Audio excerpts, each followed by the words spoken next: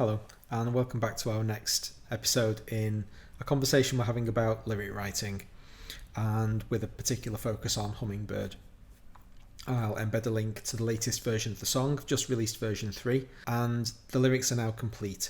So I wanted to wrap up this little mini-series talking about getting to the point where the lyrics are actually complete. That's a difficult thing to admit. It's a difficult thing to say when a song is finished or a painting's complete, and the same with lyrics. You always think they can be better, and they can.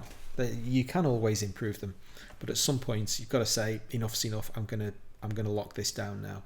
And from a logistical perspective, with the songwriting process, there's an awful lot of work that goes into recording those lyrics, and when you start putting backing vocals underneath as well, you don't have the luxury of just throwing entire things away without good reason. It becomes increasingly difficult. There is an inertia, a resistance to change as the song becomes more and more complete.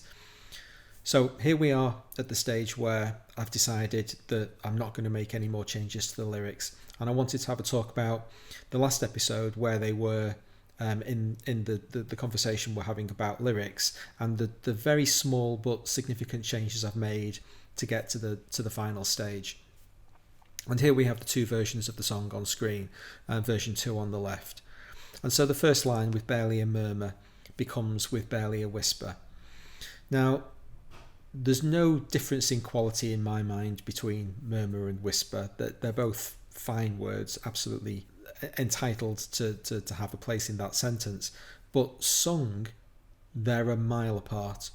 When Pauline actually came to sing with barely a murmur, it doesn't sound right sung. So it's one of those where the lyrics were written, but when we came to actually sing them, during the session, as she sung Murmur, it was like, oh, that needs to change right now. And really off the cuff, I scribbled the word murmur out on the page that she was singing from and replaced it with whisper, and it's been there ever since. And I'm very happy with the change, and it has that lilting effect that I'm really going for.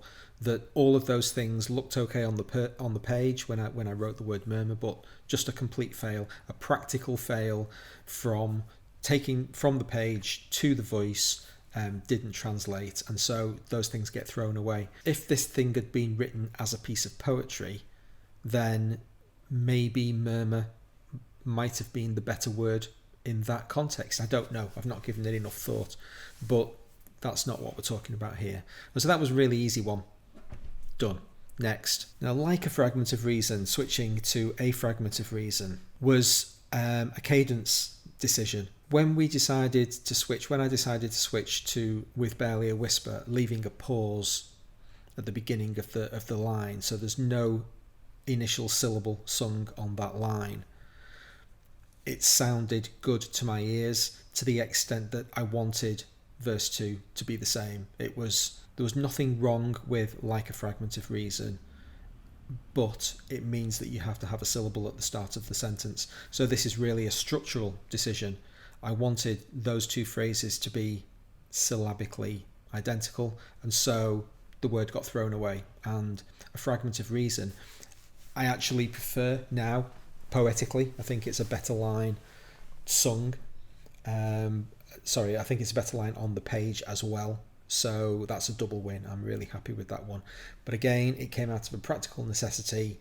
I need to throw that word away, and it works. Writing out my rhymes in the sky became sketching my rhymes in the sky. That's just a strict improvement in every respect. It's a better sentiment. The words flow better. It sings better. Writing is just a poor choice of words. So I have nothing to defend it really. From where that line evolved, that was the best I had at that time. But that's the whole point of really trying to refine every line that you write and not being satisfied. And I think that's like very obviously just a level up. Sketching my rhymes in the sky is a better line. That's that one. Next, these echoes of Eden, the sound of fire. Now, fire sings really well. and it goes back to the first verse when Pauline's singing so still so quiet, that the way that she has of melting the word quiet into the background of the song works really well with fire as well. So sung, it was actually better, but it fails the pretension test, so it's got to go. It just wasn't a line that I was happy with. I didn't feel comfortable. I mean, These Echoes of Eden is it's pushing the ceiling, but I'm prepared to accept it because it sounds great sung, and I'm okay with it. It's the line that comes closest to falling foul of the P word, but in the end it squeaked through, and I'm happy it did. It's okay. And that Soar So High, again, it sings really well. These are lines that I'm not saying that poetically that's a strong one, that Soar So High, but it sounds really well sung. It sounds really well sung. Get me, wordsmith. High with a timeless thrill becomes then with a timeless thrill. Again, just another one of those session-based decisions where I'm listening to Pauline sing these words and it didn't feel right. That the brightness of the word high was inappropriate at that moment in the song. So I'm just making these judgment calls all the time. I'm not saying that they're all right or that necessarily everyone's going to agree with them, but you've always got to go with your gut, and if a word just sounds wrong sung, then it's got to go, even though it might be, again, written high with a timeless thrill. It used to be high on a timeless thrill, which I preferred, but that's sung really badly. So eventually we evolved to the point where then with a timeless thrill sings well, is fine, it's okay, it's one of the sevens, it's a workhorse seven, it's not blowing anyone away, but I'm happy with it. And many of the lines in the song are that. They're workhorse sevens that I'm happy with. There's nothing that's weak, and yet there aren't many nines and tens, and I'm okay with that. I'm at peace with it.